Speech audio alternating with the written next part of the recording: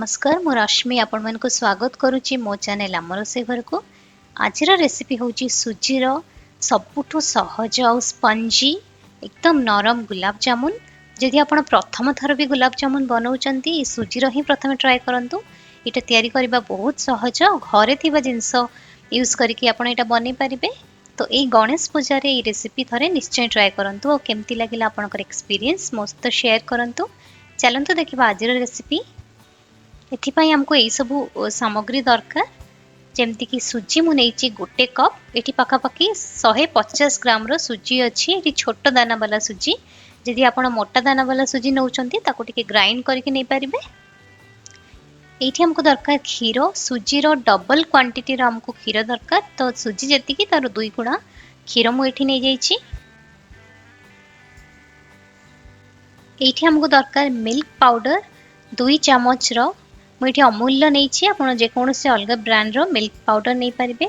तापर ये दरकार घी पाखापाखि 2 चामच घी हेले ये तापर ये नहीं चीनी गोटे कप चीनी नहीं आ चीनी रो सिरा करने 1.5 कप भली पानी नहीं।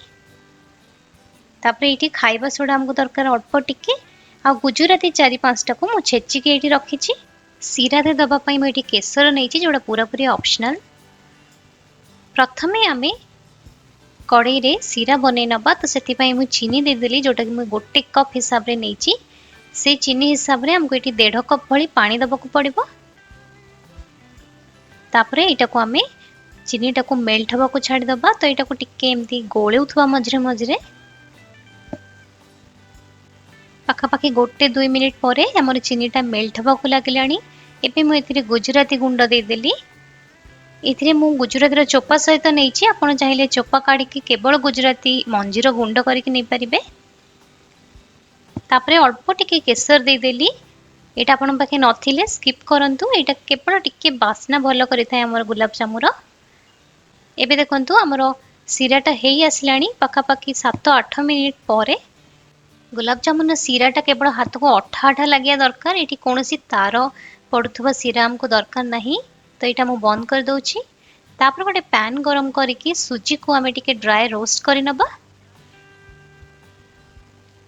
पाखापाखि 1 मिनिट भली एटा को मु ड्राई रोस्ट कर दूची। 1 मिनिट पर हल्का भाजी हो गले सुजीटा काढ़ी दबा। तापरे से पैन रे मु 1 चामच भली घी दउची। एटा को पैन रो चारियाडे लगे दबा। एमती कले हमर जो सुजी रो जंतुणीटा प्रिपेयर करबा सेटा लागीबनी और बढ़िया नरम हबो। एबे हम एथिरे क्षीर दे दबा। ए क्षीरटा फुटा क्षीर जोटा मु आगुरु गरम करके रखीची। ए क्षीर सब बेले सुजी हिसाब रे 2 गुणा हमको नबा को पड़िबो। तापर एथिरे मु 2 चामच भलिया हमर मिल्क पाउडर दे दोची। आ एटा को भलो भाबरे मिल्क पाउडर टा को क्षीर रे मिसई नबा।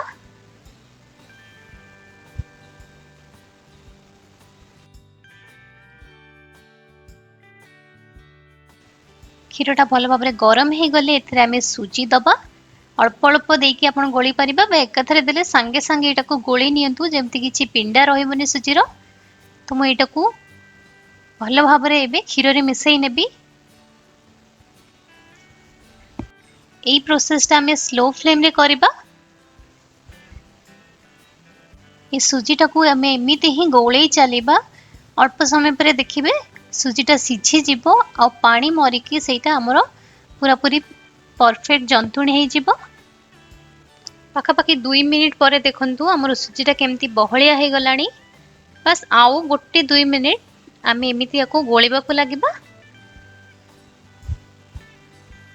पाखापाखि 5 मिनिट पर देखंतु हमरो सुजीर जंतुणी हे गलानी पूरा पूरी रेडी। और यहाँ बहुत ही बढ़िया नरम जेहेतु क्षीर दिया एथिरे। आम जेहेतु स्टार्टिंग रे घी देते बढ़िया भाव में यहाँ आम पैन रू उठी जाऊँगी तले जमा भी लगुनि। तो देखो केते बढ़िया और सॉफ्ट है। एबे आमे गैस बंद करके हमर ये सुजीर जंतुणी को काढ़ी नबा। एबे मु गोटे थाली ऊपर को काढ़ी दउची हमर सुजीर जंतुणी। ଆଉ ଏଇଟାକୁ ଥଣ୍ଡା ହେବାକୁ ଛାଡ଼ି ଦଉଛି। ଏଇଟା ସେତିକି ଥଣ୍ଡା କରିବା ଯେତେବେଳେ ଆମେ ହାତ ଏଥିରେ ଲଗେଇକି ଏଥିରୁ ଏଇଟାକୁ ଚକଟି ପାରୁଥିବା। ବେଶୀ ଥଣ୍ଡା କରିଦେଲେ ଏଇ ସୁଜିଟା ଟାଣ ହେଇଯିବ। ତ କିଛି ସମୟ ପରେ ଏଇଟାକୁ ଆମେ ଚେକ୍ କରିବା। ଏବେ ସୁଜିଟା ଟିକେ ଥଣ୍ଡା ହେଇଗଲାଣି। ଏଥିରେ ମୁଁ ବାସ୍ ଗୋଟେ ଚୁଟକି ଭଳିଆ ଖାଇବା ସୋଡ଼ା ଦେଇ ଦଉଛି। ଖାଇବା ସୋଡ଼ା ଦେଲେ ଭିତରଟା ଭଲ ଭାବରେ ସିଝିଥାଏ, କଞ୍ଚା ରହେନି। ତାପରେ ଗୋଟେ ଚାମଚ ଦେଇ ଦଉଛି ଆମର ଘିଅ। ଏବେ ଘିଅ ଆଉ ଖାଇବା ସୋଡ଼ାକୁ ଭଲ ଭାବରେ ଏଥିରେ ମିଶେଇକି ଚକଟି ନବା। ଯେହେତୁ ଏଇଟା ବହୁତ ହି ନରମ ହେଇଛି, ଆମକୁ ବେଶୀ ସମୟ ଚକଟିବା ଦରକାର ନାହିଁ। ଅଳ୍ପ ଟିକେ ସମୟ ଏଇଟାକୁ ଆମେ ଚକଟି ନବା।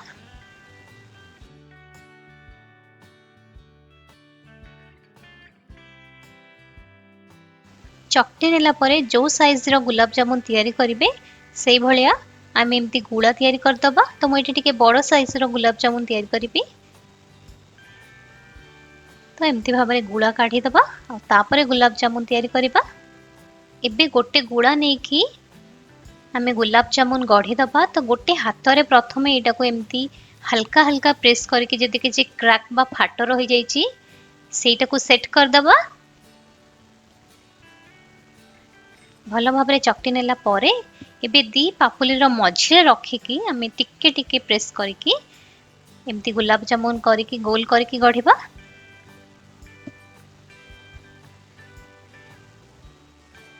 ଦେଖନ୍ତୁ ଆମର ବହୁତ ହି ପରଫେକ୍ଟ ଆଉ ବିନା ଫାଟ ବାଲା ଗୋଟେ ଗୁଲାବ ଜାମୁନ ହେଇଗଲା ରେଡି। ତ ଏଇ ପ୍ରୋସେସରେ ଆପଣ ବାକି ସବୁତକ ଗଢି ଦିଅନ୍ତୁ। ଆଉ ଗୋଟେ ମୁଁ ଦେଖେଇ ଦଉଛି।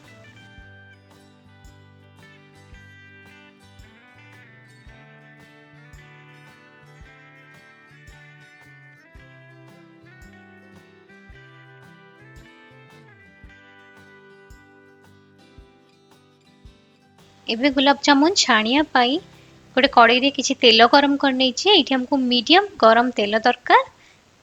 ତେଲ ଗରମ ହେଇଗଲା ପରେ ଏଥିରେ ଯେତିକି ଆସିବ ସେଇ ହିସାବରେ ଆମେ ଗୁଲାବ ଜାମୁନ ଦେଇକି ତାକୁ ଛାଣିବା।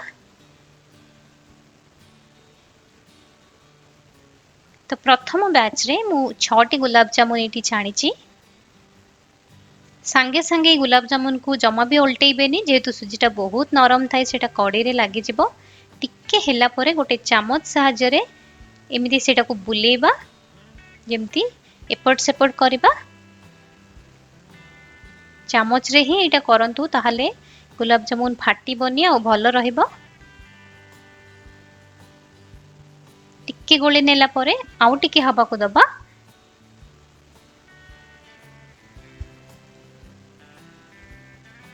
ଗୋଟେ ପଟ ହେଇଗଲେ ଆର ପଟକୁ ଆମେ ଏମିତି ବୁଲେଇକି ଏଟାକୁ ଛାଣି ନବା। ଯଦି ଅଧିକ ତେଲ ନେବେ ତାହେଲେ ଆପଣଙ୍କର ଗୁଲାବ ଜାମୁନ ବହୁତ ବଢିଆ ଫ୍ରାଏ ହେଇଯାଇଥାଏ। ହେଲେ ଯଦି ଅଳ୍ପ ତେଲରେ କରୁଛନ୍ତି ଏଇ ପ୍ରୋସେସରେ କରନ୍ତୁ। ଗୋଟେ ପଟ ହେଇଗଲା ପରେ ଚାମଚ ସାହାଯ୍ୟରେ ତାକୁ ଆର ପଟକୁ ଓଲଟେଇକି ଭଲ ଭାବରେ ଫ୍ରାଏ କରିନିଅନ୍ତୁ।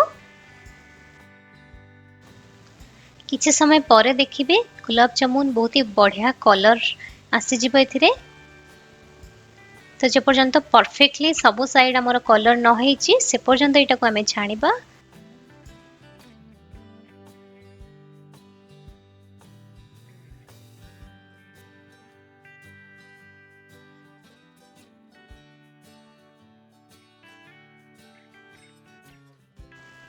ଭଲ ଭାବରେ କଲର ଆସିଗଲେ ଏଇଟାକୁ ଆମେ ତେଲରୁ ଛାଣି ନବା।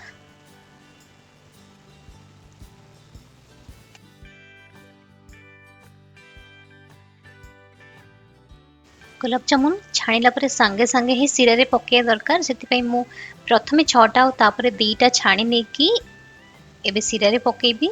ଆଉ ଚିନି ଶିରାକୁ ଆଉ ଥରେ ଗରମ କରିବାକୁ ପଡିବ। ଟିକେ ଗରମ ହେଇଗଲେ ତାପରେ ଗ୍ୟାସ୍ ବନ୍ଦ କରିକି ଏଇ ଗୁଲାବ ଜାମୁନକୁ ମୁଁ ଏଥିରେ ଦେଇ ଦଉଛି। ପୁରାପୁରି ଗରମ ଶିରା ଏଇଟା ଅଛି। ଏଥିରେ ମୁଁ ଏମିତି ଗୁଲାବ ଜାମୁନ ଗୁଡା ଟିକେ ଗୋଳେଇ ନଉଛି।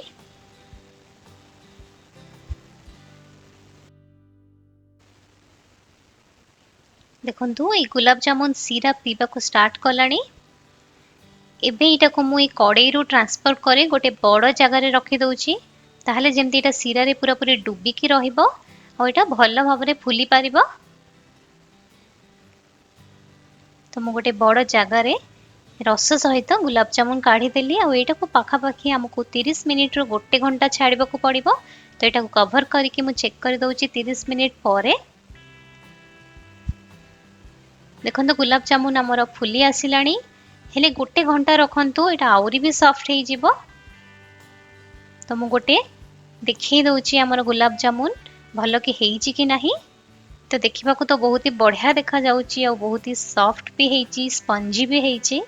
तो मु गोटे काटिकी आपण मानकु देखि दउची।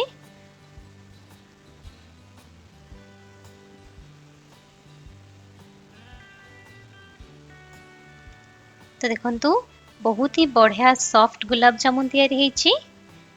आउ किछि समय छाड़िले सिरा रे एटा आउरी भी बढ़िया और सॉफ्ट हे जिवो। तो आपण एई प्रोसेस रे गणेश पूजा रे निहाती गुलाब जामुन तैयारी करंतु।